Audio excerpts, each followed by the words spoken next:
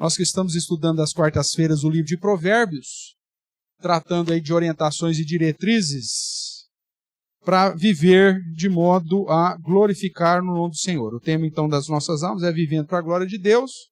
Hoje nós vamos começar a aula 9, ou nono tema, Vivendo para a Glória de Deus com sabedoria financeira. Vamos ver o que Provérbios traz para a gente em relação à perspectiva da vida financeira. Para isso, convido você a abrir a palavra do Senhor lá em Provérbios capítulo 6. Nós estamos caminhando conforme vão aparecendo os temas mais destacados aqui no início de Provérbios, né? Então, obviamente que tratamos um pouco da sabedoria, que é o foco, com a pauta de que a verdadeira sabedoria está firmada no temor do Senhor. O livro de Provérbios começa com essa afirmação e termina com essa afirmação de que aquele que teme o Senhor é bem-sucedido e que o princípio da sabedoria está no temor ao Senhor. E aí vimos exortações, diretrizes, princípios, preceitos na educação dos filhos. Vimos também na formação das suas amizades, né? Com quem você tem andado. Vimos também a respeito da vida santa, né? Em especial a questão da confiança no Senhor, também fugir da luxúria, da lascívia, da prostituição e fortalecer o casamento como algo que gera bênção na nossa vida. E agora chegamos aqui no capítulo 6, que trata, ou começa a tratar, né? Já foi mencionado um pouquinho antes alguma coisa, alguns preceitos, mas não era a ênfase, agora sim a ênfase sobre a vida financeira, a vida econômica, e aí nós vamos começar a tratar desse assunto, e provavelmente dividido aí também algumas aulas, então algumas partes. Hoje provavelmente a aula 9, parte 1, onde nós vamos tratar aí, são 7 orientações, ou 7 preceitos que eu quero trabalhar com vocês, né? Dentre esses alguns com algumas subdivisões. Então nós vamos provavelmente ter aí um tempinho tratando sobre esse assunto, porque o próprio livro de Provérbios dá uma ênfase nesse assunto, tá bom?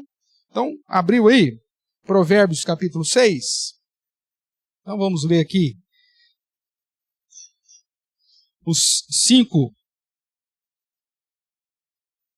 primeiros versos, que vai dizer assim: Filho meu, se ficaste por fiador do teu companheiro, e se te empenhaste ao estranho, estás enredado com o que diz os teus lábios, estás preso com as palavras da tua boca.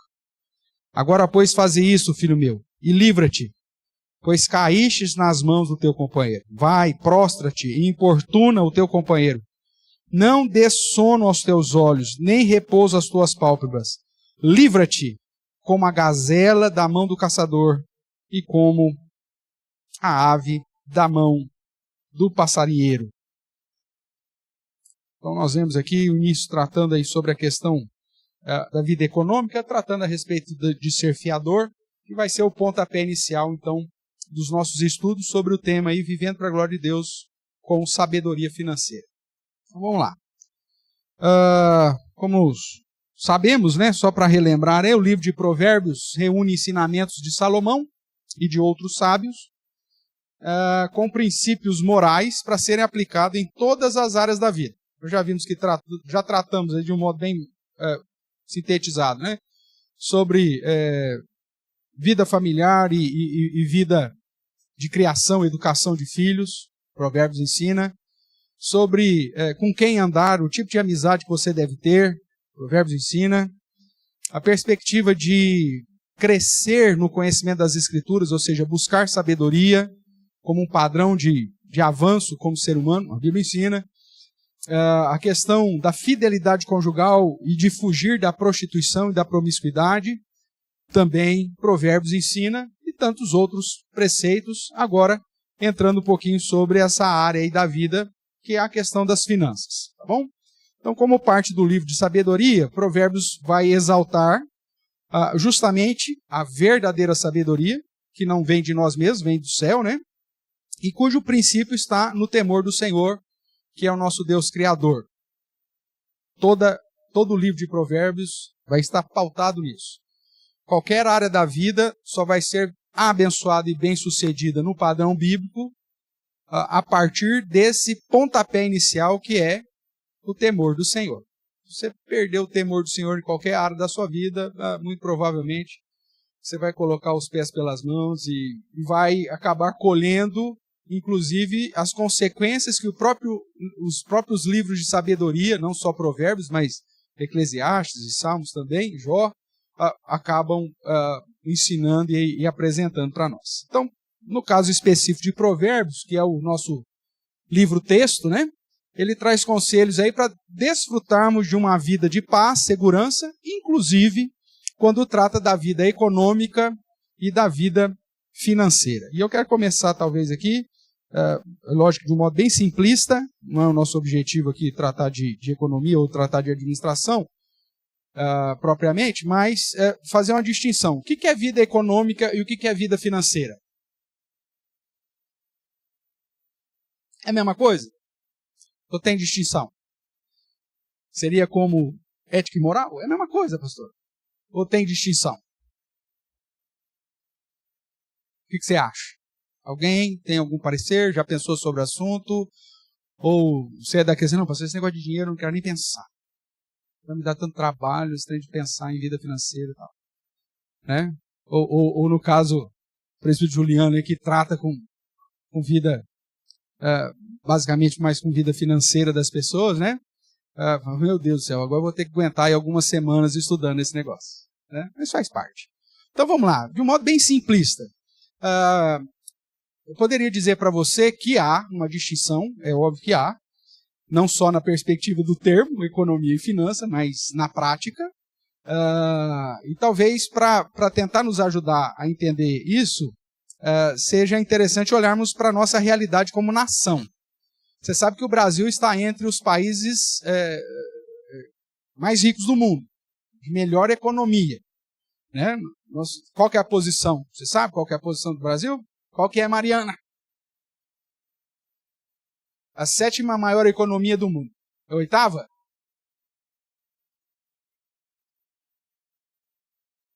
Do quê?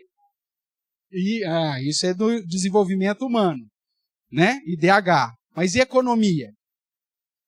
O Brasil é uma potência econômica. Tá entre, eu não vou lembrar agora, porque muda, mas se não me engano, pesquisa aí para nós, aí, dá um Google aí. Mas eu acho que é a 7ª ou 8ª economia do mundo. Né? E já faz tempo que sempre está entre as 10 economias do mundo.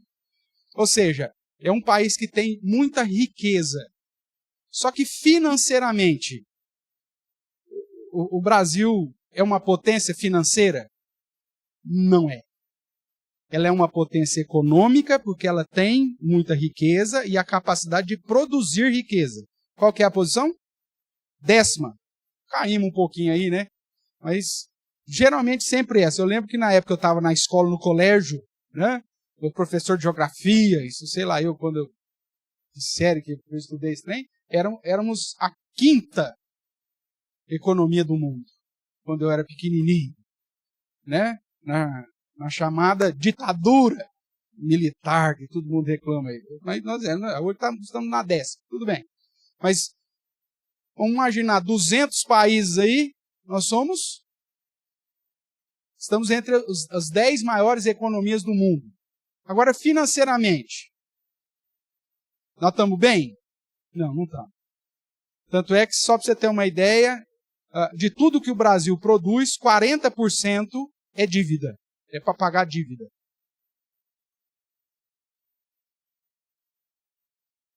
Imagina isso. Então você vê lá, o Brasil produziu, né, nesse ano, não sei quantos bilhões, né, na balança comercial, né, produziu não sei quantos bilhões. Tá, 40% disso é para pagar banco. pagar empréstimos internacionais. Então nós temos uma posição econômica boa, porque temos muita riqueza, muitos recursos, mas financeiramente nós estamos quebrados. Imagine você na sua casa, né? Se 40% do que você ganha é só para pagar juros de banco, financeiramente você está bem ou você está quebrado? Está quebrado.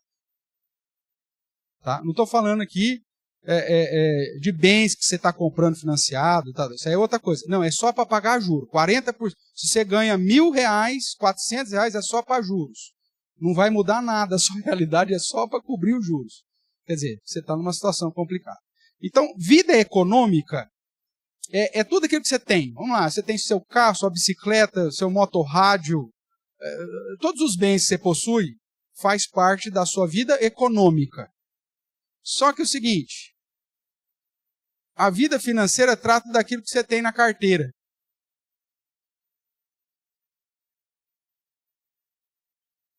Tem muita gente que economicamente é rica, é dona de empresa, só que financeiramente está quebrado, porque ele não consegue pagar os funcionários em dia. Mas ele fala assim, mas o prédio da minha empresa vale R$1 bilhão. Ah, o prédio da sua empresa vale R$1 bilhão? Tá, só que nós temos que pagar R$100 mil em pagamento daqui 2 dias. Você tem R$100 mil? Não, não tenho. Ah, mas eu tenho um prédio de R$1 bilhão. Financeiramente, economicamente, ele está bem. Financeiramente, está quebrado porque não tem 100 mil para pagar os funcionários. E você consegue vender um prédio de R$1 bilhão assim, da noite para o dia? Não, você não consegue. E é por isso que muita gente com patrimônio quebra. Porque não consegue vender. Aí o que ele faz? Falência, e aí pega os bens econômicos para tentar vender, para ir para leilão, para não sei o quê, para custear a dívida financeira. Não sei se eu estou sendo claro aqui. Mas é a mesma coisa. Eu falo, nossa, eu tenho um carro de 100 mil. Tá bom, mas você tem uma dívida de 10 mil para pagar amanhã. Você tem 10 mil? Não, não tem. Então, economicamente falando, você tem recursos, mas financeiramente falando, você está quebrado. Tudo bem? Então, existe essa diferenciação entre vida econômica e vida financeira. A palavra de Deus ela vai trazer diretrizes tanto para você ter uma vida econômica saudável, mas não apenas isso. Ter também uma vida financeira saudável. E alguns princípios, então, que ela vai nos apresentar para isso. Tudo bem?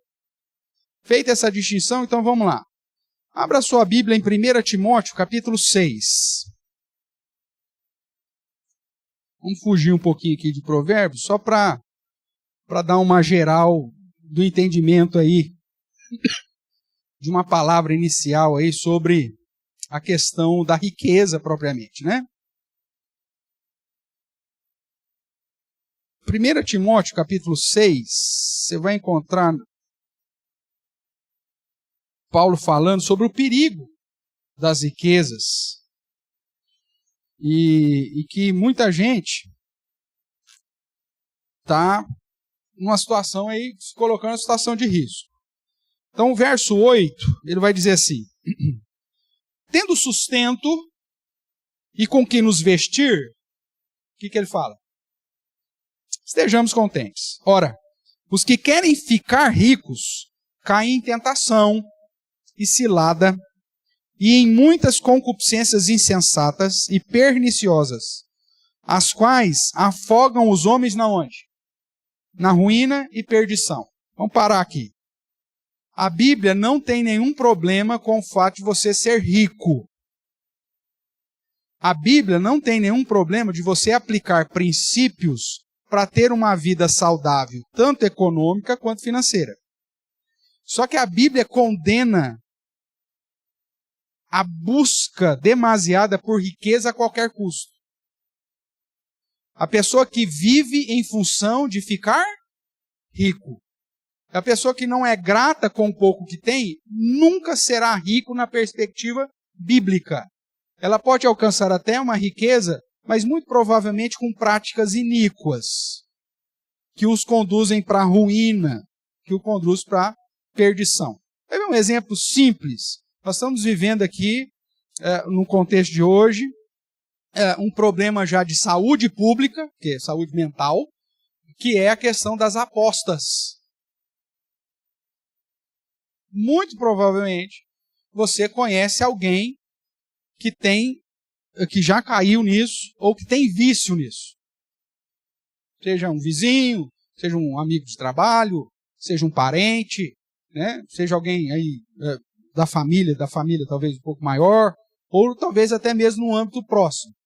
O que motiva alguém a tentar entrar, a ficar rico por esses caminhos? Justamente o que o Paulo fala. O desejo pela riqueza. Um desejo insano pela riqueza, a falta de gratidão, porque ela não está contente com o fato de ter sustento, então ela quer ficar rica e acaba caindo em tentação, ciladas e muitos desejos insensatos ou concupiscências insensatas, perniciosas, que acabam afogando os homens em ruína e perdição. Quantas histórias nós já temos ouvido de pessoas que se mataram porque jogaram, perderam tudo. Né? Não é uma nem duas, são várias. Algumas a gente não fica nem sabendo, mas quantas? Porque a pessoa estava com um desejo tão sincero de ficar rico que acabou entrando em ciladas, em caminhos tortuosos que o afogaram em ruína. O que mais que diz aí? Verso 10. Porque o amor do dinheiro, o problema não é o dinheiro, o problema é o amor do dinheiro, é raiz de todos os males. Por isso que Jesus vai dizer que não dá para amar ao Senhor e as riquezas. Lá no contexto dos evangelhos. Lembra disso? Não dá para servir a dois senhores. Não dá para servir a Deus e as riquezas. Ele deixa claro isso. Agora, tem problema ser rico? Não. Você tem vários cristãos já, não vou falar nem do Antigo Testamento, de Jó, de Abraão, de Jacó, de José, não vou falar nem desses caras do Antigo Testamento, Davi, Salomão, né? Falando só de cristãos, ou seja, dentro do contexto do Novo Testamento. Você tem várias pessoas dentro do contexto do círculo cristão que já tinham recursos, que eram ricos. Quem que bancou a sepultura de Jesus? José de Arimateia. E a Bíblia diz que ele era pobrezinho. Não, ele era rico. Inclusive tinha lá um sepulcro já novo. Nunca ninguém tinha usado, porque ele tanto tinha comprado. Tinha posses ao ponto de ter acesso a Pilatos, a quem ele foi pedir autorização para sepultar Cristo. Então, o cara bem de vida. Não tem problema nenhum. Mesmo Barnabé, diz que ele tinha propriedades, inclusive vendeu as propriedades e depositou aos pés dos apóstolos. E criou uma confusão, porque por causa disso, Ananias e Safira quiseram fazer a mesma coisa, só que eles amavam o dinheiro, e aí acabaram se dando mal. Mas também tinham propriedades. Então o problema, Zaqueu se converteu, a Bíblia diz que ele era o quê? Pobrezinho? Não. Então o problema não é ser rico. O problema é amar o dinheiro. É aqui que está a raiz de todos os males. Tudo bem? O amor ao dinheiro. E aí ele continua dizendo, porque o amor ao dinheiro é a raiz de todos os males, e alguns, nessa cobiça, esse desejo, nessa avareza, nessa ganância, esse desejo de ficar rico, né, se desviaram da fé, olha aí o prejuízo, se desviaram da fé, e a si mesmos se atormentaram com muitas dores. Gente, quando a pessoa coloca o amor no dinheiro e ele tenta usar de todos os mecanismos para ficar rico, é algo muito complicado. Porque ou a consciência dele mais dia menos dias vai pesar, porque ele vai estar fazendo alguma coisa errada, né? Hoje, ainda mais hoje com o advento da internet, o que tem de malandro vendendo as coisas na internet com cara de coisa boa, né? E que pegam os que estão desesperados, assim, e põe esses caras nessa cilada, nas arapucas da vida. Então, é uma situação que para a nossa geração é um negócio mais problemático. E alguns se desviam da fé por conta disso, porque não dá para servir os dois senhores, então o cara começa a fazer coisas que não deve para ficar rico. Ou traz tormento com muitas dores. Às vezes o cara começa, vou investir, né? Aí vem uma pandemia da vida, que pega lá uma ação, vou jogar sem conhecimento de causa, né? Só não sei os valores exatos, mas uma ação que estava R$ 73 no dia 2 de março e que amanheceu no dia 3 de março de 2020 a R$ 2. Imagina o cara que tinha ações valendo R$ 70 num dia, foi dormir, no outro dia, na hora que ele abriu o pregão, estava valendo 2. Você acha que esse cara vai ficar tranquilo, em paz? Ele vai falar assim, hoje eu vou tirar de folga já, porque já que eu perdi, né, tudo isso, vou tirar de folga, eu perdi, tá perdido. O cara vai fazer um negócio desse? Não, o cara vai se atormentar, meu amigo, porque o cara não vai comer unha. Ele vai comer o cotovelo. Ele vai tudo. Vai mão, vai antebraço, vai tudo. De tanto tormento que o cara tem. O cara tinha, sei lá eu quantas 1000 ações a R$ 70 cada uma. E no outro dia foi para 2. Aí ele fala assim, não, mas vai aumentar, isso vai voltar. Aí já se passaram 5 anos e a que estava com 2 agora está valendo 49 centavos. Caiu mais ainda.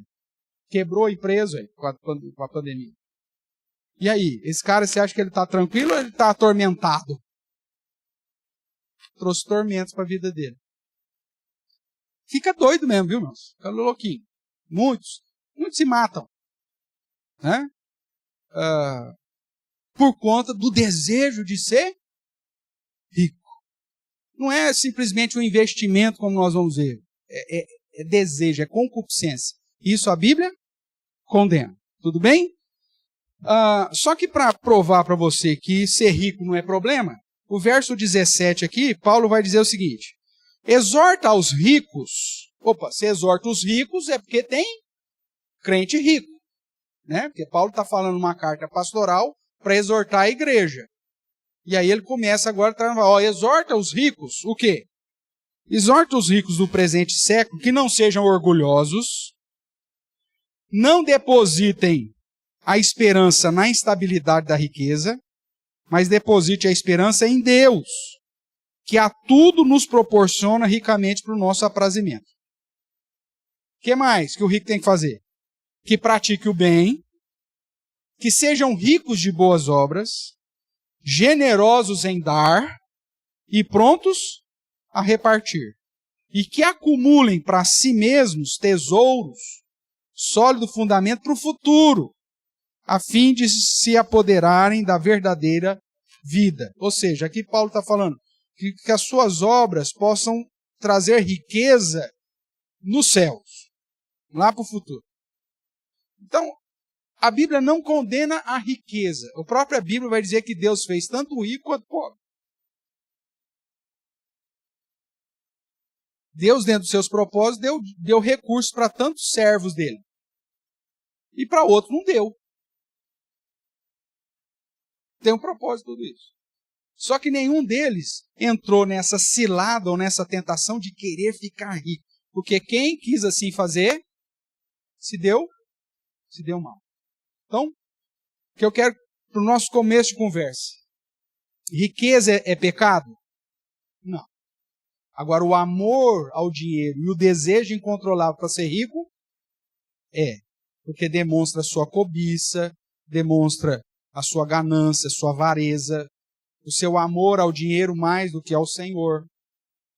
Isso é pecado. É o exemplo do chamado jovem rico, que dizia que era religioso, que guardava toda a lei, só que amava mais as riquezas do que a Deus. A conversa de Jesus com ele não é para que ele, de fato, vendesse tudo que tinha, desse ao pobre e seguisse a Cristo, para ganhar a salvação. A salvação não é comprada. Mas o que Jesus, na verdade, está fazendo ali é confrontando aquele homem de que ele que se julgava bom,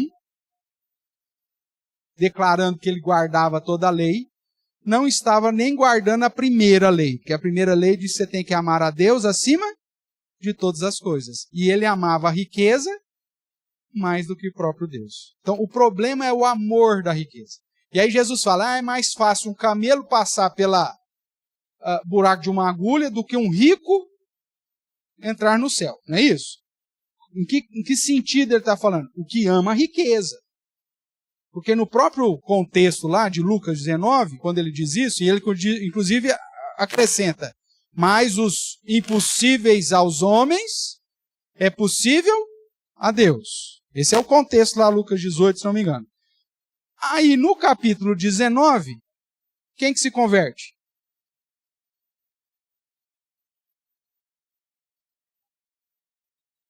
Quem? Zaca, claro, Zaqueu. É no contexto onde Jesus diz que é muito difícil um rico herdar o reino do céu. Ele diz que o impossível dos homens é possível para Deus. Que ele mostra alguém que é rico, se convertendo e dando, restituindo as coisas erradas que ele fez e dando metade do que tinha, liberalmente. Jesus mandou ele dar alguma coisa? Não. Por que Jesus não falou a mesma coisa para Zaqueu que ele falou para o jovem rico? Vai e vende tudo que tem, dá aos pobres, vem e segue-me.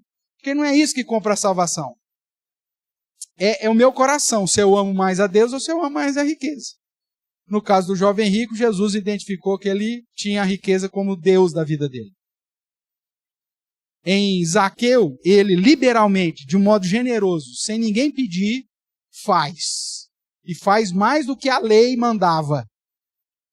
E aí Jesus fala, hoje houve salvação nessa casa. Então o impossível aos homens, que é um rico herdar o reino do céu, para Deus é possível. Então o problema não é riqueza, é como você lida com ela. Se você é rico, mas você usa essa riqueza para a glória de Deus, para a prática do bem, de modo generoso, para socorrer, como a Bíblia me ensina, maravilha. Mesmo sendo rico, mas se Deus é o seu Senhor, maravilha. Agora, você pode ser pobre, meu amigo. Mas se você tem cobiça, avareza, o desejo pela riqueza, esse já é o seu Deus. Então, mesmo ainda sendo pobre, você cai na mesma condenação de servir a riqueza, ao invés de servir ao Senhor. Tudo bem até aqui? Dito isso, então, nós precisamos entender que a nossa vida moral é tratada no livro de Provérbios de modo a orientar e trazer diretrizes para evitar problemas e tristezas em todas as áreas, inclusive na vida econômica, inclusive na vida financeira. E como fruto da sabedoria, uma vida, então, em santidade é regulamentada, e em especial na vida moral, laboral, mercantil ou social, ou seja, em todas as áreas da nossa vida. Tá? Podemos colocar até familiar aqui, o social aqui, eu englobei familiar, mas se quiser distinguir, sem problema. Então, como o apóstolo Paulo ensina nas cartas pastorais, o amor do dinheiro é a raiz de todos os males. E é isso que tem que ser evitado. Tudo bem? Dito isso, olhando aqui para o contexto do livro de Provérbios, voltando para Provérbios lá capítulo 6, então nós vemos que o livro trata da vida econômica e financeira como um modo de glorificar a Deus, como um modo de gerar benefícios terrenos e além, obviamente, de produzir qualidade de vida.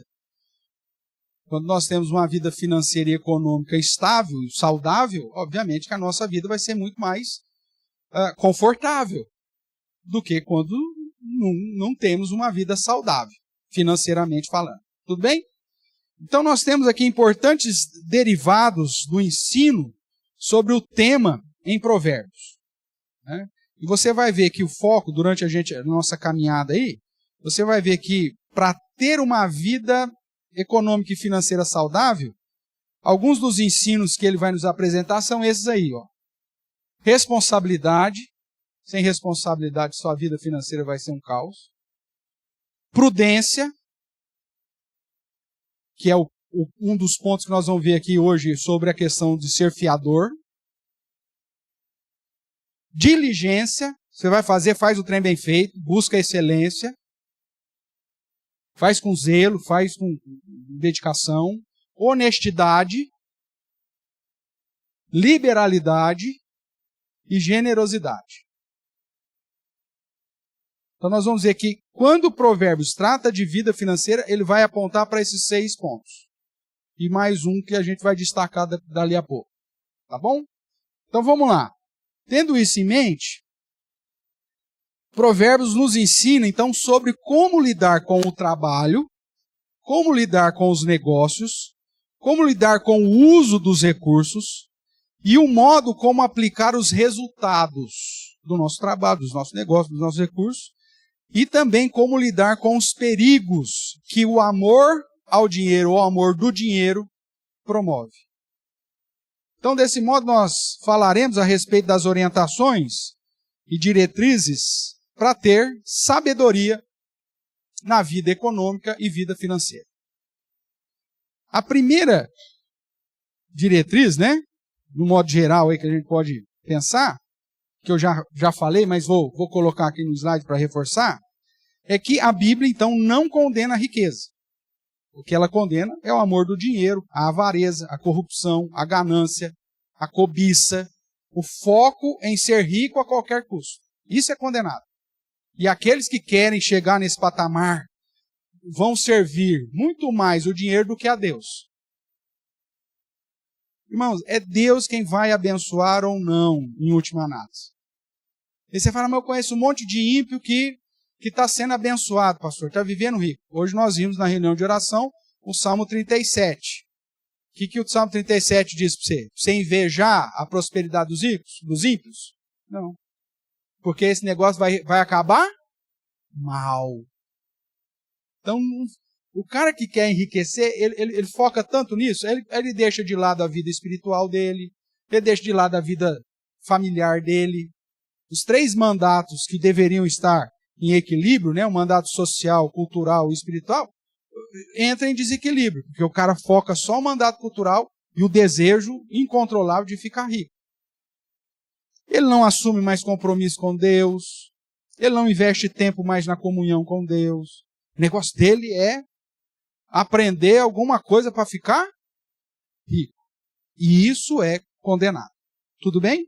Não estou falando que é proibido você correr atrás dos recursos, não. Mas você tem que ver qual que é a intenção desse negócio.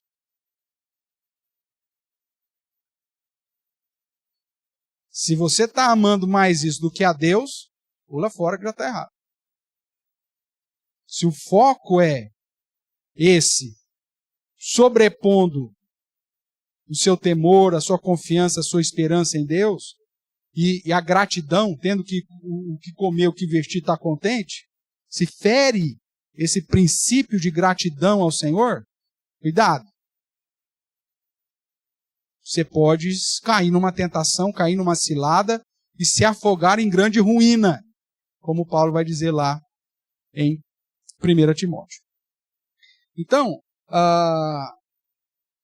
Provérbios, então, traz diversos preceitos sobre como agir no que tange a vida financeira. Inclusive dando princípios, orientações e diretrizes para se viver bem financeiramente. Então vamos lá, pastor. Primeira orientação aí para você ter uma vida financeira e econômica saudável. Como nós lemos em Provérbios capítulo 6, versos de 1 a 5, não seja fiador. Provérbios inteiro vai te exortar a não ser fiador. Ou seja, aqui a gente pode ampliar um pouco mais. Aí você fala, não, pastor, mas dentro de um contexto de família, às vezes é difícil. Eu vou fazer uma distinção aqui em ser fiador e investir. Porque tem muitas situações da vida que você vai precisar de um fiador e em algum momento da vida você vai acabar sendo fiador de alguém. Mas na perspectiva de investimento. Quer ver um exemplo? Meu pai foi meu fiador para eu comprar o meu primeiro carro. Na verdade, eu não devia ter comprado o meu primeiro carro. se eu não tinha dinheiro para comprá-lo? O princípio bíblico seria esse. Você tem dinheiro para comprar o carro? Não, mas eu vou comprar financiado, pai. Não deveria comprar financiado. Não, mas eu preciso do carro por causa do trabalho. É um investimento. Ah, tá tudo bem. Não tenho dinheiro para comprar o carro. Trabalho, ele é ferramenta de trabalho. Na época eu era representante comercial, né, de remédio. Eu precisava do carro. Aí meu pai, então tudo bem, é um investimento, beleza, então vai. O que meu pai fez? Ele foi fiador? Não, ele foi o investidor. Mesmo porque, se porventura acontecesse alguma coisa comigo, ou eu desse alguma coisa errada, ele poderia muito bem continuar pagando o carro e ficar com o carro para ele. É um investimento forçado, mas foi. Agora, quando a Bíblia fala de fiador, é quando você se coloca em arapuca. Uma situação que, se der errado, não tem como se resolver. Vai dar bucha. Tanto que a palavra que ele usa aqui no final do texto que lemos é justamente livrar-se como gazela da mão do caçador e livrar-se como ave da arapuca, da mão do passarinheiro. Então, ser fiador é você assumir o compromisso financeiro de um terceiro. Se o cara morrer ou se o cara falir, você vai ficar só com o ônus. Não tem de onde você socorrer. Não tem o que se retirar de nada. É perda total. Essa situação, a Bíblia diz para você, não seja fiador. Ah, mas é meu amigão. Não quer perder a amizade? Se ele é teu amigão, você não quer perder a amizade? Então, não seja fiador. Procure uma outra solução com ele. Se ele é tanto seu amigo, se tiver condição, ajuda-o. Mas se você não quer perder a amizade e não quer ficar atormentado, não seja fiador. Esse é o primeiro princípio para segurança financeira e saúde financeira. Ou seja, não se comprometa e garanta o pagamento de um empréstimo, de um financiamento, de um débito ou de uma responsabilidade financeira do terceiro. Principalmente se é companheiro estranho, que é o contexto aqui. Veja aí o início aí do capítulo 6. Filho meu, se ficaste por fiador do teu companheiro e te empenhaste ao estranho. Companheiro estranho não é aquele núcleo próximo de você. É gente que, se tiver que escolher em se dar bem e te prejudicar, ele vai escolher em se dar bem e o problema é seu.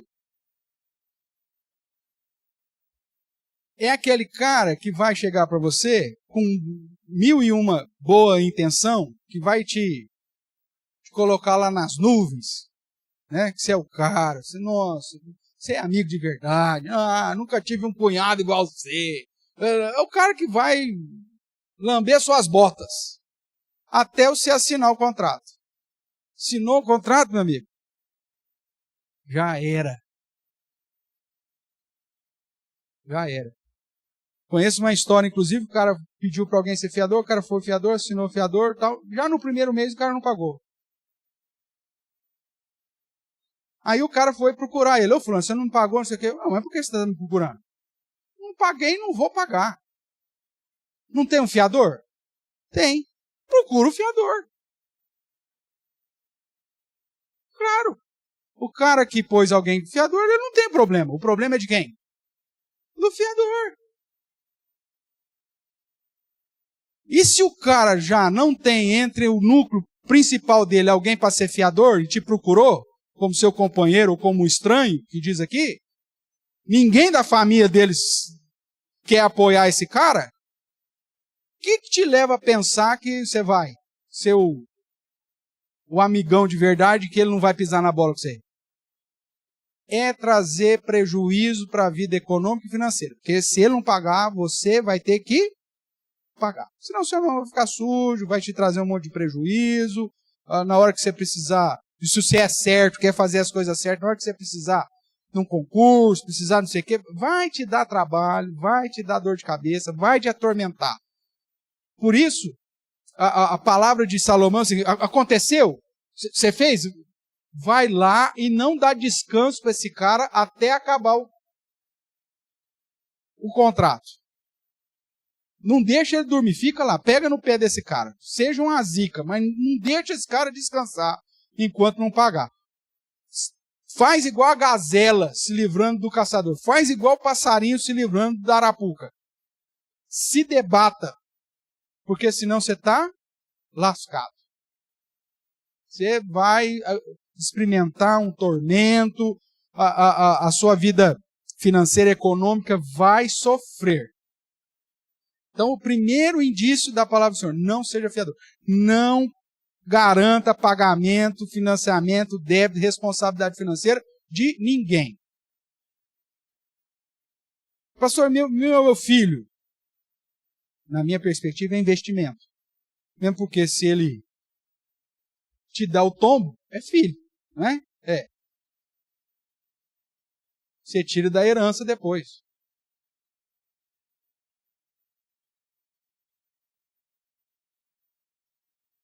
Oi, quem te impede de você vender tudo que você tem e dar para o outro e não dar para ele?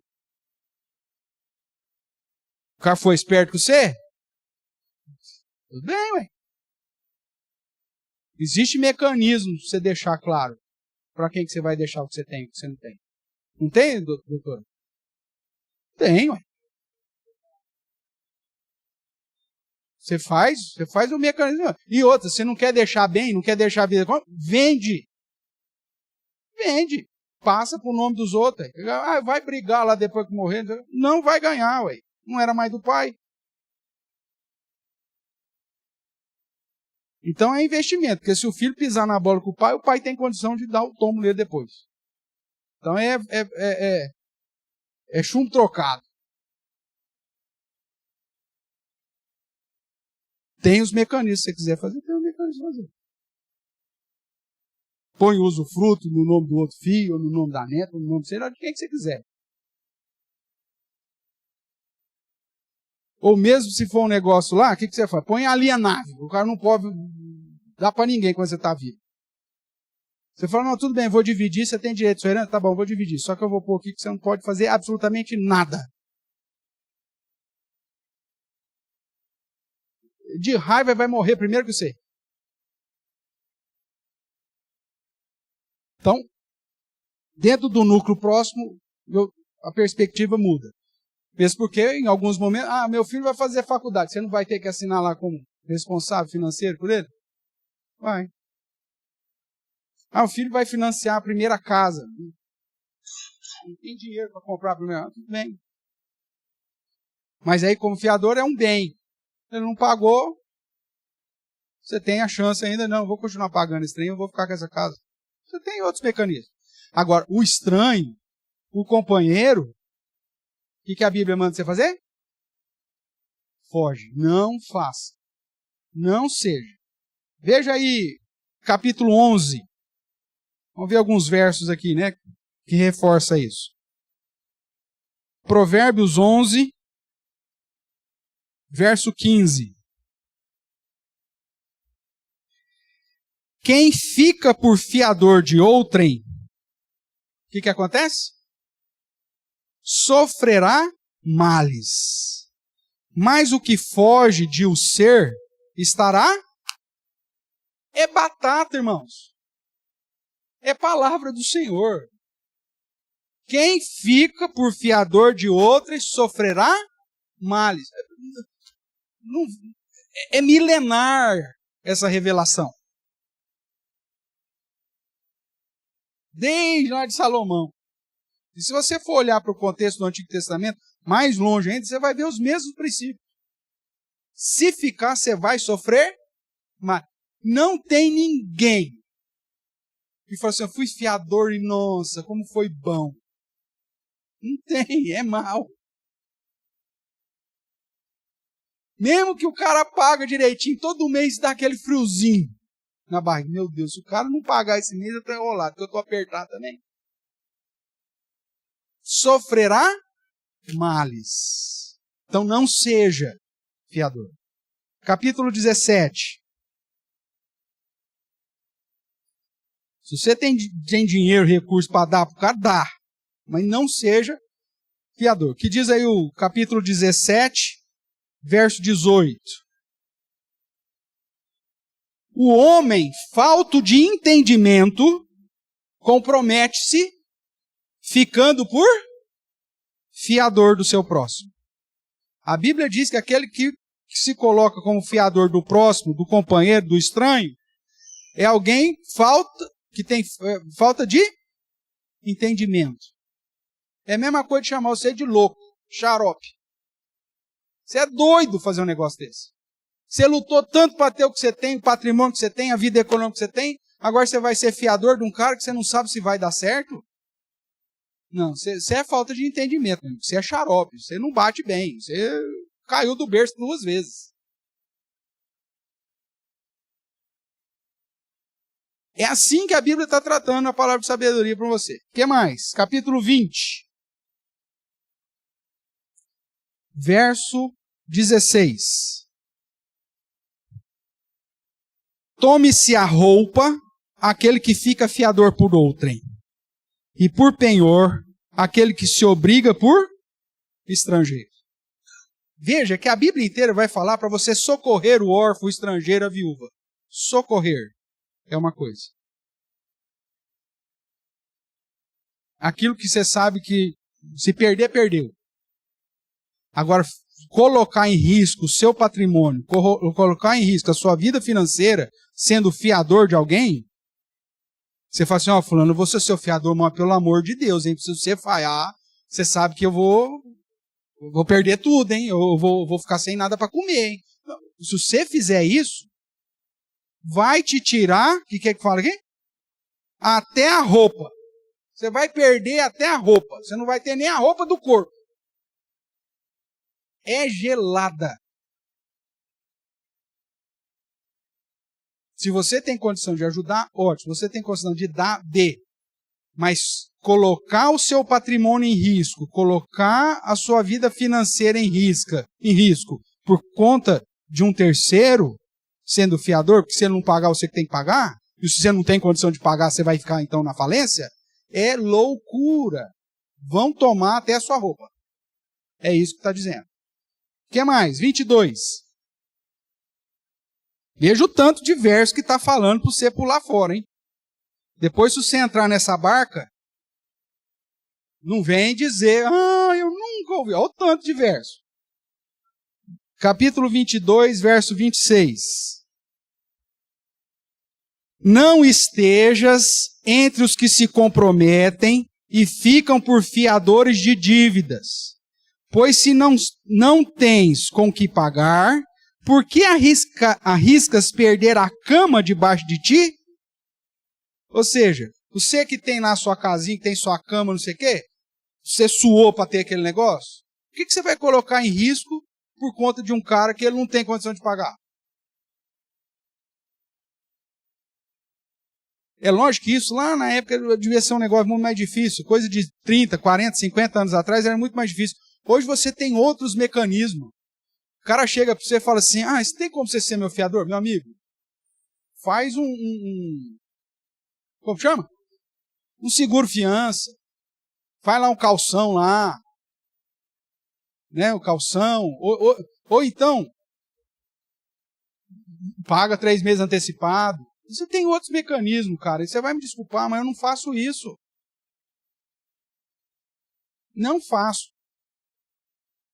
Agora, se o cara não tem condição de dar um calção, se o cara não tem condição de pagar, geralmente 4 meses que ele pede antecipado, né? Quando não tem fiador. Não tem os 4 meses. Porque ele já está devendo o salário do outro mês, já. Ele não tem reserva nenhuma. Se o cara não consegue pegar um empréstimo para fazer o calção, que é uma outra solução. Você não tem, meu amigo? Você vai no banco, pega um empréstimo, dá o calção, e você vai pagando isso mês a mês, o calção. solução. Para quem não tem, é uma boa solução? Não, não é uma boa solução. A melhor solução é que você não precise, né? Você tem a grana. Mas se não tem, você tem hoje em dia 3, 4 mecanismos para não precisar que ninguém seja seu fiador. Você não precisa. Agora, se o cara não tem condição de suprir nenhuma dessas 3 ou 4 possibilidades e precisa de um fiador, você já pode pôr aqui a chance no exponencial de dar errado. Se normal já ia dar errado, um cara que não consegue dar calção, não consegue fazer um empréstimo, não consegue pagar 4 meses antes. Você já põe aí elevado a 8, que vai dar errado. E aí você que estava tranquilo lá com a sua cama, vai perder a roupa e vai perder a cama. É isso que o provérbio está falando. Mas tem mais. O último verso aí, 27. 27, verso 13. Repetindo basicamente aquilo lá, só que muda o foco de quem é quem pediu emprestado. Ele diz assim: toma-se a roupa aquele que fica de fiador por outrem, e por penhor aquele que se obriga por mulher estranha. Aqui, talvez o contexto seja, coitado, não tem marido, tadinha. Se você tem condição de ajudar, ajuda a mulher estranha lá. Né? Porque, coitado, não tem ninguém, não tem marido, não tem pai, uma vira-lata nesse mundo, não tem ninguém. Então, você é fiador. Mas saiba que vai dar ruim. Vai dar ruim. A não ser que com Boaz você já está meio de olho, né? Para casar com a Ruth. Né? Que nada tira da minha cabeça lá que quando ele olhou para mim, não, deixa ela catar os dias, já estava querendo manter ela por perto. Tá? Não pense você que Boaz era anjo. Tá? Todo mundo é pecador. Então não pense você... Tá certo? É lógico, Deus estava dirigindo, mas mesmo ali, o que motivou aquele homem a ser tão bonzinho com Ruth? Havia possibilidades. Se houver, talvez, na sua história possibilidades, aí tudo bem. Mas, caso contrário, nem para mulher estranha, coitadinha, não tem ninguém. Né? Você também solteirão, não tem ninguém. Então, pula fora. E vamos. Entendeu? Então, mesmo na situação que você acha, pode ser que dê alguma coisa, é risco. É risco. Vários textos onde Provérbios, tratando de vida financeira e econômica, diz que a primeira orientação e a primeira diretriz para você ter uma vida financeira e econômica saudável é: não seja fiador. Não seja fiador. Seja de coisa pequena, seja de coisa grande, irmãos. Eu já te contei a história aqui de uma vez. Um membro da igreja chegou para mim e queria que eu financiasse uma reforma na casa dele. Fosse o fiador de uma reforma na casa dele. Pastor, eu vou lá, na Caixa me liberou lá para eu comprar vou comprar material de construção para terminar parte de piso, revestimento da minha casa. E eu preciso de um fiador. O senhor não pode ser meu fiador? Eu não posso. Credo, pastor? Credo não. Primeira coisa, eu quero que você continue sendo membro da igreja. Segunda coisa, eu quero continuar sendo seu amigo. Então, meu amigo, não posso ser fiador. Se eu tiver dinheiro, quanto que é lá para pôr um piso na casa? Não, tá aqui. Se eu tivesse, eu te dava. Mas ser seu fiador, sabe o que vai acontecer? Você vai falhar um mês, você já não vai parar de vir na igreja. O que vai acontecer? Você vai começar a falar assim, eu vou lá na igreja, estou devendo para o pastor. O que eu falar no púlpito, você vai falar assim, tá falando para mim. E aí você já vai ficar bravo, aí já vai começar a fazer contendas. O pastor me emprestou lá uma merreca agora, ó, só porque eu atrasei um mês, ele está de púlpito falando para todo mundo agora. Eu estou pregando Bíblia, mas na sua cabeça eu estou falando? Estou falando do você. Então, para evitar todos esses problemas e outra, o tormento que eu vou ter, porque aí eu vou ter que dar um jeito de pagar esse negócio que você não pagou, faz o seguinte, meu irmão. Fica mais um tempo lá no contrapiso. Você já está lá 2, 3 anos no contrapiso. Fica mais um tempo. Começa a juntar um dinheirinho. Para de comprar isso, comprar aquilo, tal, que eu sei que você gasta aí. Com as pizzas do meio. Pega o dinheiro que você gasta com pizza e Coca-Cola, começa a juntar. E aí depois, então, você faz as coisas. Ou então, vai lá, compra o piso, paga. Depois você vai lá, compra o revestimento, paga. Compra a argamassa, paga. E aí quando você for, junta mais um dinheirinho, aí você paga a mão de obra. Se você mesmo não sabe fazer, então aí você tem que pagar alguém e tal. Aí não pede para ninguém ser seu fiador. Você vai dar problema para os outros, vai quebrar a amizade, vai dar coisa errada e não sei o quê. Aí você fala assim, e aí, pastor? Não, continua na igreja, ficou firme lá.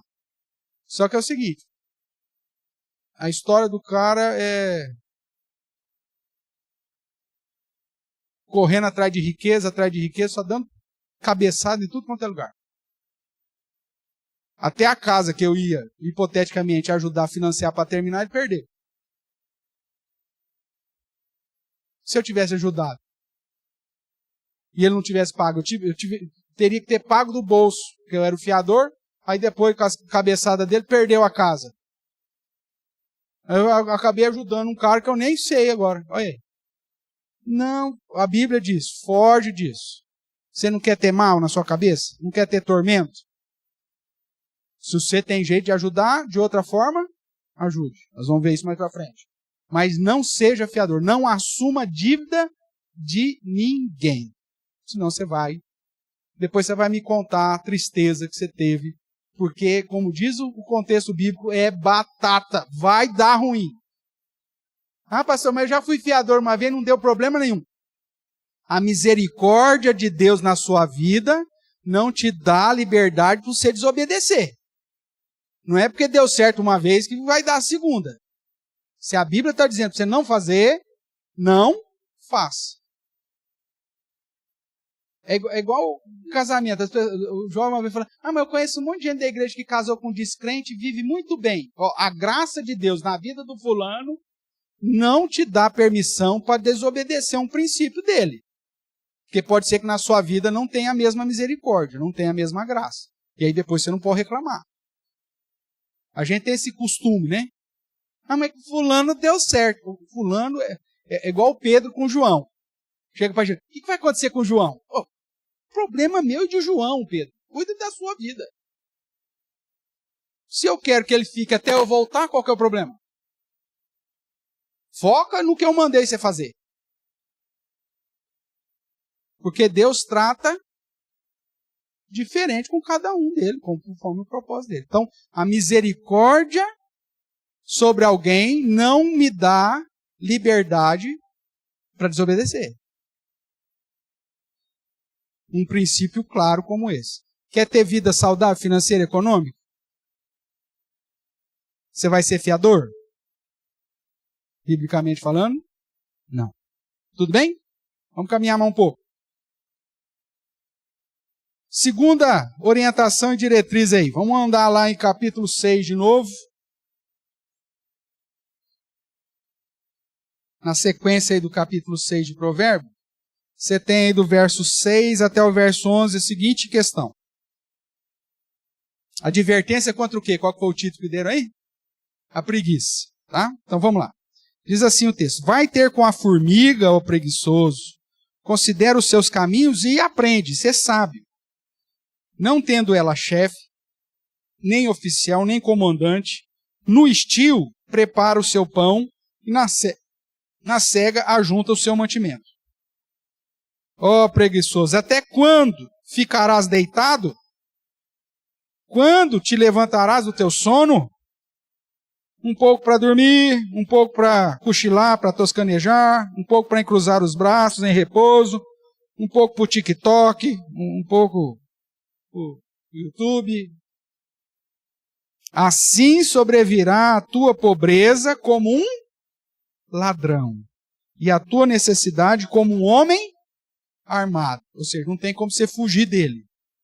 A sua pobreza virá e a sua necessidade virá. Então, a segunda orientação, princípio, é fuja da preguiça, fuja da ociosidade e fuja da promiscuidade. Você vai entender porque da promiscuidade foi colocada junto aqui na sequência dos versos que a gente for lendo.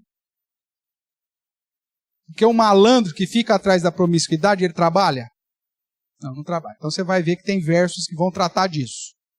Por isso que você tem que fugir disso. Porque a promiscuidade é sinônimo de, muitas vezes, de ociosidade, de malandragem, ou seja, de preguiça. Meu amigo, mesmo num contexto que a gente vive, de tanto assistencialismo por parte do governo, mesmo assim, o cara que é preguiçoso, que ganha lá a Bolsa Família, que ganha lá assistência não sei do que, ele vai chegar a ser rico algum dia? O que você acha? Não, não vai. Ele vai ficar dependendo disso o resto da vida. A necessidade vai ser um companheiro dele. Porque ele é preguiçoso. Então, se você quer ter uma vida financeira e econômica saudável, a Bíblia diz, observe a formiga, preguiçoso. Trabalha, junta no momento que tem que juntar, porque no momento que vem o frio, ela está lá. Lembra da historinha da formiga da cigarra, né? É uma anedota do contexto aqui. Ela junta para no inverno ter o que comer. E na historinha, a formiga acaba levando... É a formiga e quem mesmo? A cigarra. Cigarra. Ela leva a cigarra para dentro do formigueiro, cuida dela. Não é isso que acontece na historinha? Na historinha lá de criança? É, porque a cigarra fica no frio, fica congelada. As formiguinhas vêm, dão uma sopinha para ela. Pelo menos eu lembro do desenho, sim. Né? Só que na vida... A formiga, se levar a cigarra para dentro do formigueiro, não vai ser para dar comida para ela, não, negão. Vai ser para comer a cigarra. Então, observe a formiga. O vagabundo com ela vira sopa. Não ganha sopa. Tá? Então, observe, fuja. Então, o trabalho, irmãos, nunca foi castigo na Bíblia. Se você olhar lá para Gênesis... Os nossos primeiros pais, no contexto do jardim do Éden, ou seja, no paraíso, eles trabalhavam. Eles deram nome para os animais, ele cultivava o jardim. Então você tem lá a agricultura, você tem lá a biologia, a gerência, ou seja, você tem várias atividades laborais lá no jardim do Éden. O trabalho não é pecado. O pecado foi a desobediência deles, que aí trouxe consequência sobre o nosso trabalho. Que agora é cardos e abrolhos, agora é no suor do rosto. Então o trabalho, ele sofre, como qualquer outra área da vida humana, as consequências que o pecado trouxe. Mas o trabalho não é pecado. Ah, o trabalho é o pecado. Não, não é. Já havia trabalho antes do pecado e de uma maneira tranquila. Então, desde o Éden, o homem trabalhava, porque isso faz parte do mandado de Deus, que era dominar e sujeitar toda a terra. O peso e a dificuldade do trabalho são consequências do pecado, os cardos e abrolhos. E a preguiça e a ociosidade, isso sim, são ações pecaminosas. A Bíblia condena a preguiça e a ociosidade como pecado. Então, às vezes você vê, inclusive dentro da igreja, né, não aconteceu lá em Tessalônica, os caras falam, Jesus vai voltar mesmo, nós não vamos fazer nada, nós vamos ficar aqui. Aí Jesus falou, quem não trabalha, não come. Jesus não, Paulo, né? Quem não trabalha, não come. Por quê? Porque os caras queriam ficar lá sem fazer nada. Não, os senhores dizem, vou aguardar Jesus voltar, e a igreja sustentando os caras. Você pega o padrão de diaconia que Paulo ensina em Timóteo. Socorre as verdadeiras viúvas. Quem tem filho, quem tem gente para ajudar, que a família cuide, para não sobrecarregar a igreja. E só ajuda as verdadeiras. As mais novas incentiva a casar de novo.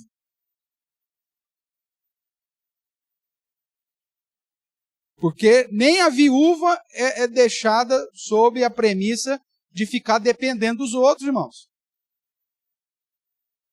Paulo, inclusive, deixa isso claro. Só ajuda as verdadeiras. As outras não ajudam, não. Põe para jambrar. Você fala, nossa, mas isso é cristianismo? Isso é cristianismo. Ajudar quem olhar sem ver a quem é espiritismo. E é por isso que tem tanto malandro aí que vive nas custas da ajuda de terceiro. Que são vagabundos, preguiçosos, ociosos. E que deveriam ser tratados com um rigor. Ó, meu amigo, se você não está produzindo para a sociedade, você vai ser preso e lá na prisão você vai produzir. Vai fazer carteira para a escola, vai plantar uma horta para dar para as creches. Como punição pela sua preguiça, sua vagabundice. Houve um tempo que foi assim. Com o desvirtuamento do padrão de bem bíblico, é que você cai nesse assistencialismo aí marxista que a gente vive hoje. Que é uma desgraça para a nossa sociedade. Que é em meia dúzia que paga, olha lá, os 47 milhões que paga imposto de renda, sustenta os outros restantes dos 220 milhões. Que sabe-se lá o que está fazendo na vida.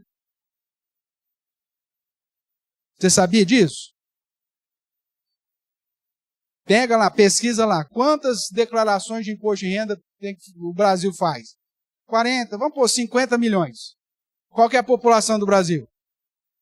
Mais de 220 milhões. Ah, tem as crianças, tem não sei o quê, beleza. Mas, pô, mais do dobro, você pode ter certeza, da faixa produtiva do Brasil, não paga. E aí o assistencialismo dos vagabundos, quem que paga? Os 50 milhões que pagam imposto de renda.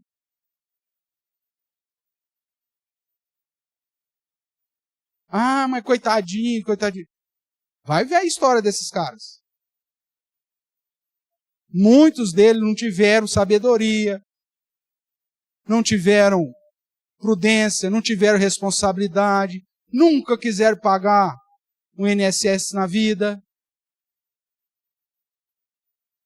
Aí depois ficar velho, não tem condição de pagar mais, aí tem que aposentar, fazer o quê? A vida inteira trabalhou, nunca pagou nada, agora nós vamos deixar morrer? Não vai deixar morrer, mas pô. Aí tem filho? Tem, então o filho paga por ele. O padrão é esse. Aí você fala isso, não, mas isso é cristianismo? Se você estudar a Bíblia, é isso que você vai chegar. Em lugar nenhum, irmãos, na Bíblia você vai ter um procedimento de ficar bancando ocioso. Ficar bancando gente que não quer trabalhar. Então, se você quer ter uma vida saudável financeira, não seja vagabundo, não seja ocioso, não seja preguiçoso. Ensine os seus filhos a trabalhar desde pequenininho. Dá atividade dentro de casa, vai arrumar seus brinquedos, vai guardar seu sapato, vai ajudar a limpar a sala que você bagunçou. Ensina o seu filho a trabalhar. Porque se você não ensinar, você ainda vai morrer e vai largar o Juninho dando trabalho para o resto do povo aí. Culpa sua ainda que não ensinou aquele miserável a ser trabalhador. E quantos não ficam aí para trás?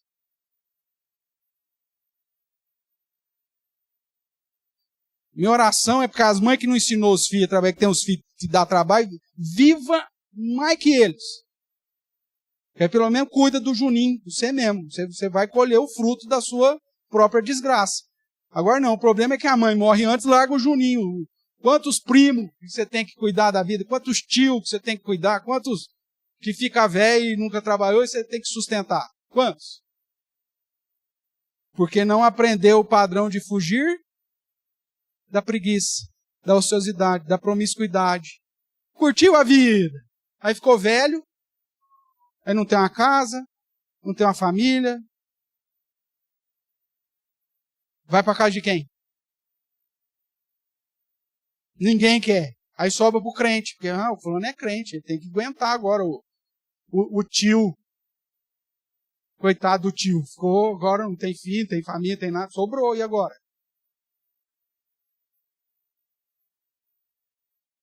Para não acontecer isso, ensina desde pequeno. Porque senão você vai dar trabalho para os outros e vai deixar aí alguém dando trabalho para os outros. Padrão bíblico, fuja da preguiça, da ociosidade e da promiscuidade. Vamos caminhar nesses textos aqui para terminar nesse ponto hoje. Então lá, Provérbios 5:10, volta aqui um pouquinho. Aqui falando da promiscuidade, né? Da mulher adúltera, ele diz assim, para que os teus bens, ou dos teus bens, não se farte os estranhos. E o fruto do teu trabalho não entre em casa alheia. A promiscuidade, irmãos, é uma sanguessuga da sua vida financeira. Não só a prostituição, a promiscuidade vai, né, porque sempre acompanha uma ida no boteco, sempre acompanha um vício, a promiscuidade sempre acompanha alguma coisa a mais. Isso vai sugar o seu dinheiro. Além disso, se você engravida uma mulher dessa aí, você vai ter que ficar pagando pensão o resto da vida. Sustentando o outro dela. Porque mesmo que a pensão seja para o seu filho, para a criança, na prática a gente sabe que o que acontece na prática? A mãe usa para dar para o filho? A pensão? Usa para ela comprar vestido para sair com os amantes dela. E você vai ter que ficar bancando esse troço. Então a promiscuidade leva ao prejuízo financeiro. É isso que o verso 10 está dizendo. Para que não se reparta os teus bens, para que o que você tem não entre na casa alheia. Eu não sei como que hoje é o cálculo que se faz. Tem algum percentual?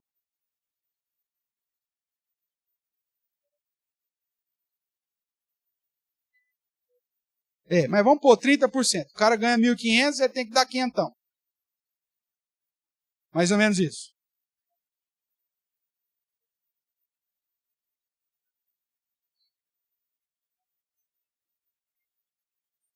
Então, tudo bem. Mas de qualquer forma, imagina a confusão que aí a mulher atual dele falou, você tem que dar 300?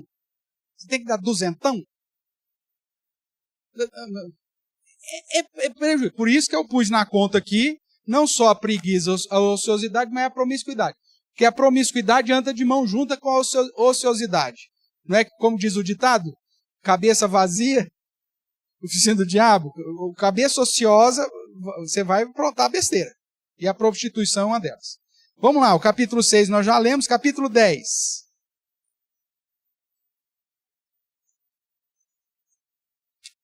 Capítulo 10, verso 4 diz assim, o que trabalha com a mão remissa, ou seja, o preguiçoso, o que trabalha com a mão remissa, o que acontece com ele? Empobrece. Mas a mão dos diligentes, o que acontece? Vem a enriquecer-se. O que ajunta no verão é filho sábio, mas o que dorme na cega é filho que envergonha. O preguiçoso, ele traz vergonha e pobreza. Lembra da história de José do Egito? Estamos tendo uma época de vaca gorda, o que você faz? Junta. Trabalha ainda mais. Só que como que funciona a cabeça do miserável, do preguiçoso? O mês tem quantos dias úteis? 25, vamos pôr. Vamos fazer 25 dias úteis. Ele põe na cabeça dele o seguinte, vou ganhar 2.000, tá bom. Porque a cabeça do preguiçoso, ela é medíocre. Para ele, milão já é muita coisa. Por isso ele se contenta com 600 contos da bolsa. Tá? Então, como que rege a cabeça desse miserável? Na cabeça dele, 2.000, tá bom. São 25 dias úteis. Na primeira semana apareceu um serviço bom para ele, ele já ganhou R$ 1.800. Numa semana. Ainda falta 20 dias. Aí ele fala assim, ainda falta 20 dias, meu alvo é só 2.000 mesmo, já ganhei 1.800. Sabe o que eu vou fazer? Nada. Aí ele fica uma semana sem fazer? Nada. Aí ele consome boa parte dos R$ 1.800. Ele fala assim, vou ter que trabalhar. Aí na outra semana começa a chover. Fica uma semana chovendo. E aí ele não pode trabalhar. Aí na outra semana, como choveu, já está perto do fim do mês, a pessoa fala assim, cara, agora eu estou apertado, eu vou deixar para o mês que vem. Aí no mês que vem você vem fazer o serviço. O que vai acontecer? Ele vai bater a meta dele? Não vai bater a meta dele. E aí você vai falar assim, então aí no outro mês ele vai ficar esperto e vai trabalhar os 25 dias, mesmo que der 10.000. O alvo era 2, mas se deu 10.000, ótimo. Porque se no outro mês chover, ele ficou doente, torceu o pé, opa, eu tenho uma reserva. Mas o preguiçoso não pensa assim. O preguiçoso é o hoje, é o aqui, agora. Ele não lança o pão sobre as águas, como diz Eclesiastes 11. Ele não planta de manhã e planta à tarde, porque ele não sabe qual semente que vai produzir. Ele é vagabundo, ele é preguiçoso.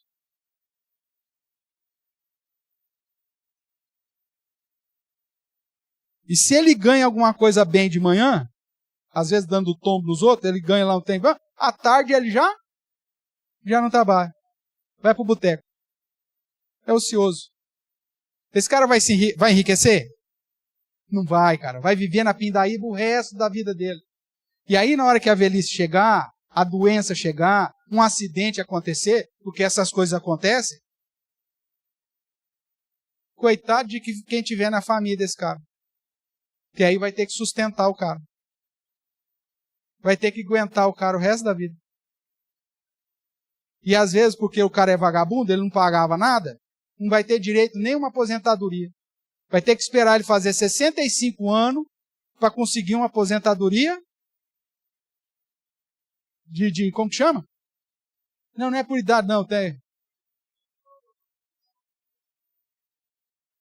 Como que chama? Loas. Que é porque é o seguinte, é tão miserável que eu falo, vamos ajudar esse cara, porque não tem jeito para ele, coitado. Não investiu a vida inteira, não teve nada, não pagou, não contribuiu, mas nós vamos deixar morrer? Não vai deixar morrer. Então, paga. A sociedade paga pro cara. Só que isso ele só vai conseguir lá na frente. Olha o prejuízo que o preguiçoso dá para nós, irmão. Não é só para a vida dele. Ele dá um prejuízo para a sociedade.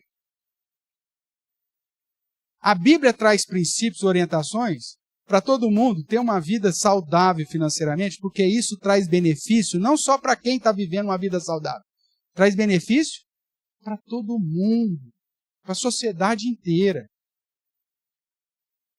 Porque o cara trabalhador, ele produz mais, ele paga mais impostos, então melhora o salário de quem trabalha no governo. Ou seja, mas tem roubando.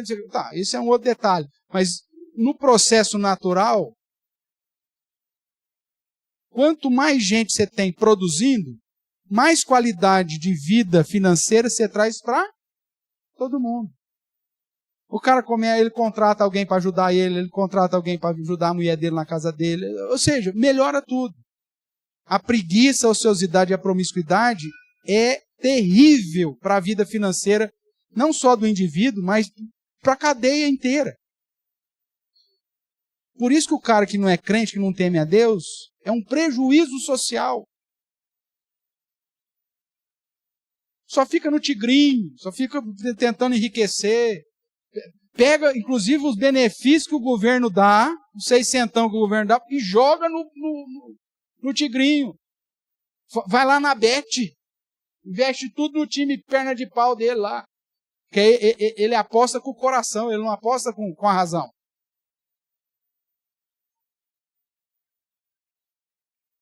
Vai jogar lá, sei lá Real Madrid com os Unidos de Córrego Rico. Qual que é a probabilidade? Meu Deus do céu. Mas ele vai com o coração. Ele aposta nos unidos de córrego rico, pelo amor de Deus. Tudo que ele tem. Porque ele vai pela emoção. E paga mais. E outra, está dando... O real é 1,20, 1,20. No outro é 40. Claro, porque não vai ganhar nunca. Aí ele falou, mas eu investi, se eu ganhar 40 vezes o que eu estou ganhando, mas Deus do céu. E como futebol tudo pode acontecer, não é bem assim, né? Unidos de córrego rico, meu amigo. Os caras comem coxinha lá, torta direita lá, tá tudo no esquema físico igual eu, assim. O que vai fazer? Mas o cara vai pela emoção. Por isso que causa problema. Veja lá, verso 26 do mesmo capítulo 10. Como vinagre para os dentes e fumaça para os olhos, assim é o preguiçoso para aqueles que o mandam. Você já teve um funcionário preguiçoso? Hã? Algumas vezes. Se fosse abrasileirar o negócio, seria pimenta, né? É pimenta para os olhos, né? Aqui ele fala, é vinagre para os dentes e fumaça para os olhos. Rapaz, você mandar num cara que é preguiçoso é a pior coisa que existe. Você não vê a hora de mandar o cara embora. Ele traz transtorno para a empresa inteira. Porque o cara que trabalha bem, vê que o outro não faz nada e está ganhando a mesma coisa que ele, qual que é a tendência? Por que eu vou me matar aqui? Olha lá. E geralmente o vagabundo, ele é amigo de todo mundo. É o cara mais engraçado da turma, é o cara que conhece tudo, fala oi pro patrão. O CEO está lá no 5º andar da empresa, olhando o chão de fábrica, ele, doutor, é o cara que tem amizade com todo mundo. Claro que ele tem amizade com todo mundo, ele não faz nada.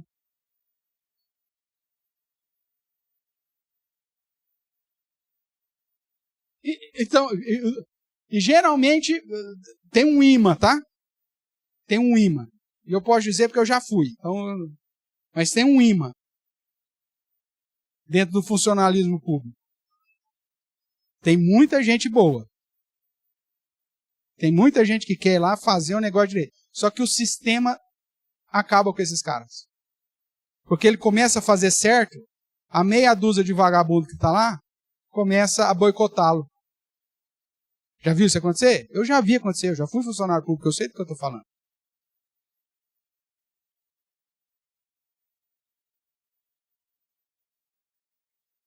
É duro. E aí você chega pro chefe e fala, fulano, então me tira do cara, eu não quero trabalhar mais com o cara, não. Põe outro aqui. Não, mas por quê? Não é por nada, não. Ele já sabe por quê. Só que ele fala, eu não posso tirar nisso. Então esse cara, ninguém vai querer trabalhar com esse cara.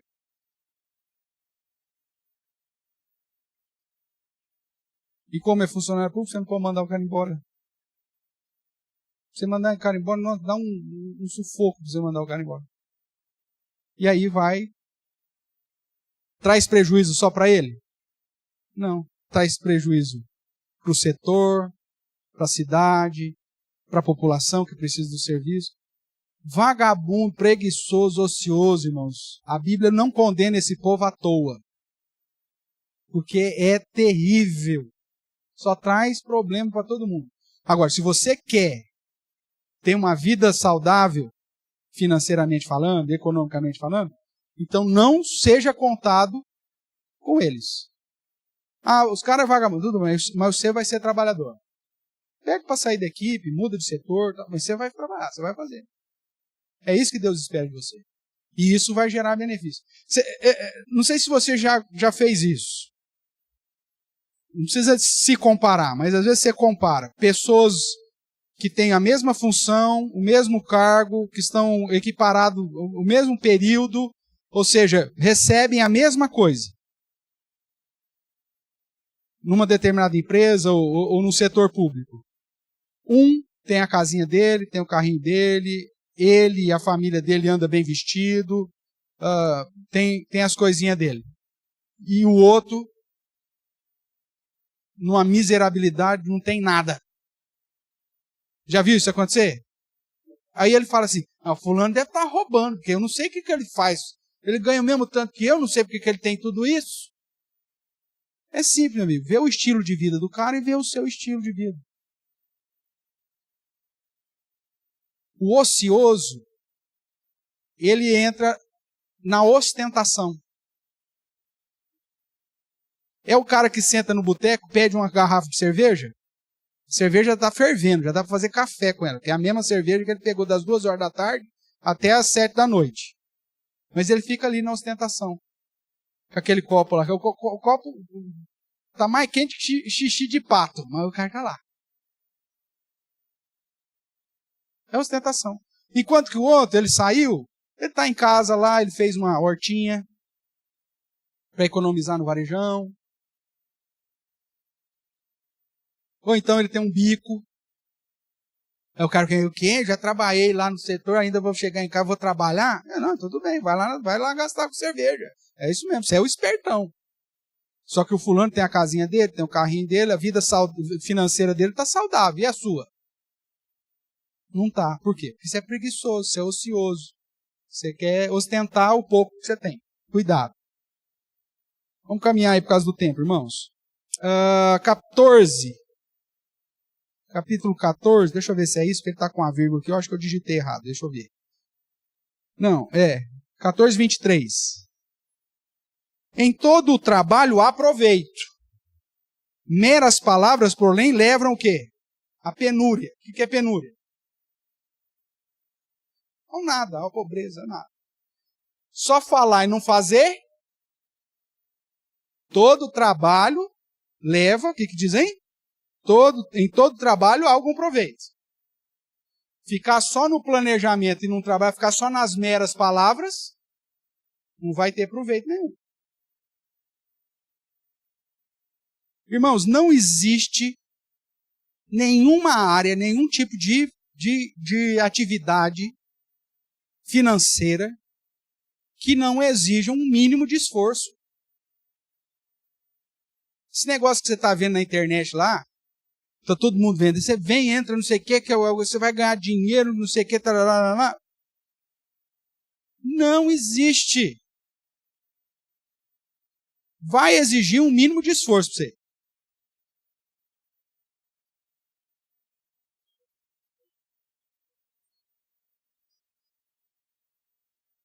Sim.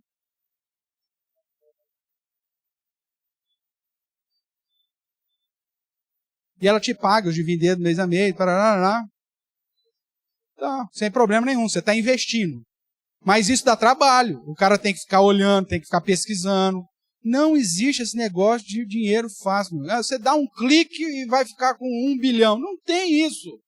Até esses caras que vendem curso na internet, na hora que você entra lá, ele vai, você tem que fazer isso, você tem que fazer aquilo, você tem que conhecer tal coisa, você tem que investir nisso aqui, você tem que saber fazer tal... mas dá muito trabalho. Tudo dá trabalho. Se você resolver fazer bolo para fora, vai dar trabalho? Só que aí o pessoal fala, nossa, a Nájila, pelo amor de Deus, bem não sei quantos bolos por dia, nossa, tá ganhando. Aí cresce o olho na Nájila. Vou fazer bolo também. Só que vai lá fazer. Aí fala, parou o bolo? Dá muito trabalho. Não sei como a Nájila faz.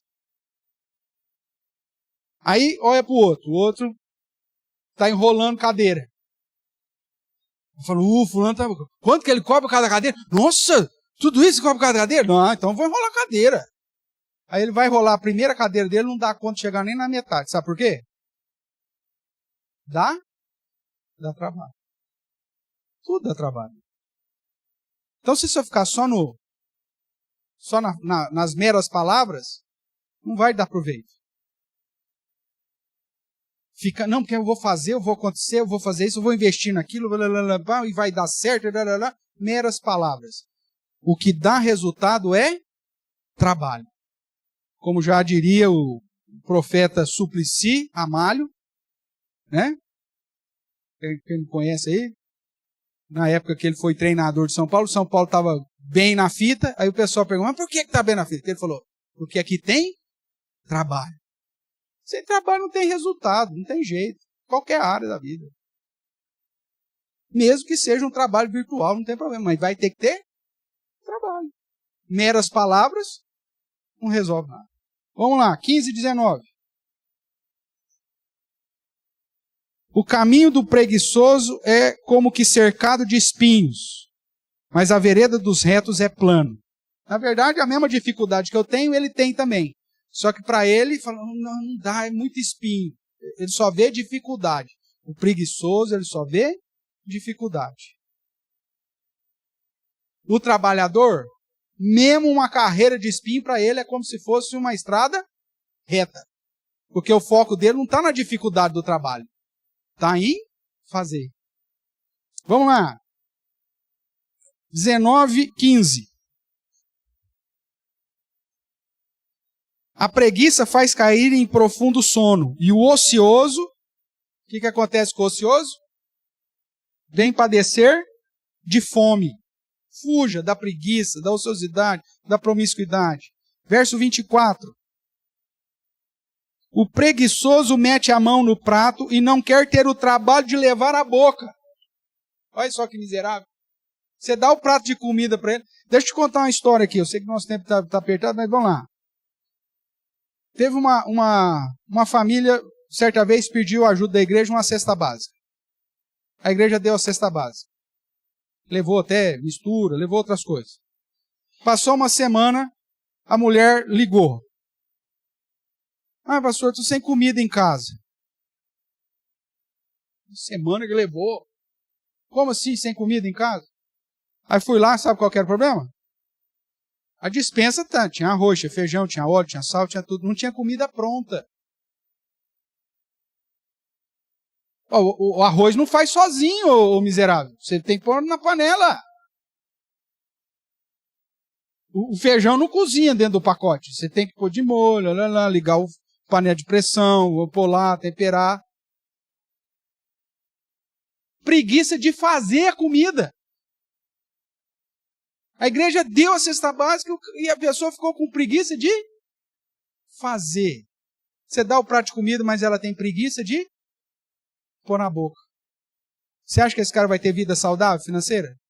Não vai, irmãos. Infelizmente não vai. Vamos lá.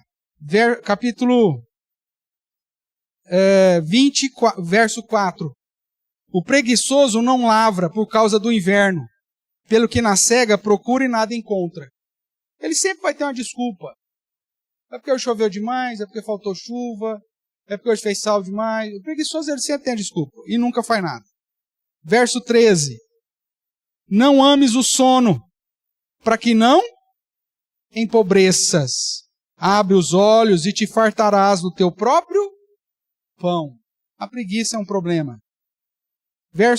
Capítulo 21, 17. Quem ama os prazeres, por isso a promiscuidade, quem ama os prazeres empobrecerá. Quem ama o vinho e o azeite jamais enriquecerá. Época de vaca gorda, meu amigo, guarda um pouquinho. Não, eu quero churrasco todo dia, festa todo dia. Vai dar problema, porque na hora que vier o período da vaca magra, meu amigo, não vai ter nem osso para você chupar. Use de sabedoria. O que mais? Nós estamos aí no 21, 17, agora o 25. O preguiçoso morre desejando, porque as suas mãos recusam trabalhar. 22, 13. Diz o preguiçoso, um leão está lá fora, serei morto no meio da rua. Ele só vê problema, o preguiçoso ele nunca vai fazer nada. 23, verso 20. Veja o tanto de texto, irmãos, que a Bíblia é condenando a preguiça.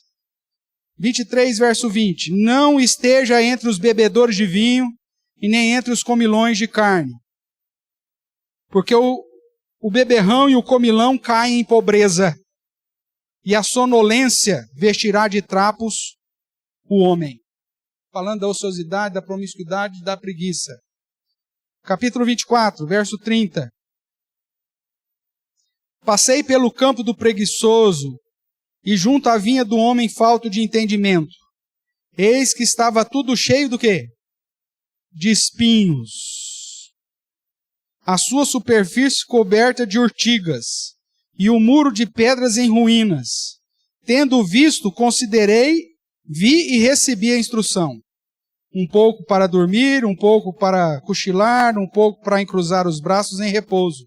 Assim sobrevirá a tua pobreza como um ladrão, e a tua necessidade como um homem armado. Já havia dito isso outro, ele repete aqui. Veja, irmãos, se não tiver um planejamento, você não vai sair dessa inércia da preguiça. 26:13. Diz o preguiçoso, um leão está no caminho, um leão está nas ruas. Como a porta se revolve nos seus gonzos, assim o preguiçoso no seu leito. Só fica virando lá. Da mesma forma que a dobradiça vira a porta, o preguiçoso gira na cama. O preguiçoso mete a mão no prato e não quer ter o trabalho de levar à boca. Mais sábio é o preguiçoso aos seus próprios olhos do que 7 homens que sabem responder bem. E ele acha que está certo ainda. Esse é o problema do preguiçoso. 28:19. O que lavra a sua terra virá a fartar-se de pão. Mas o que se ajunta a vadios se fartará do quê? De pobreza. E 31:27, que é o exemplo da mulher virtuosa, que diz que ela atende ao bom andamento da sua casa e não come o pão da preguiça. Duas orientações, 2 preceitos, então, para a vida financeira e econômica saudável. Primeiro, não seja fiador. E segundo, não seja preguiçoso. A Bíblia diz que Deus abençoe as obras das nossas mãos. O trabalho, por mais simples que seja, irmãos, se você fizer ele com diligência, bem feito, pode ser um trabalho simples. Deus vai te dar o sustento daquilo. Agora, não pode ter medo de trabalhar. Se você ficar esperando, você vai viver de miséria. É isso que a Bíblia ensina. Tá bom?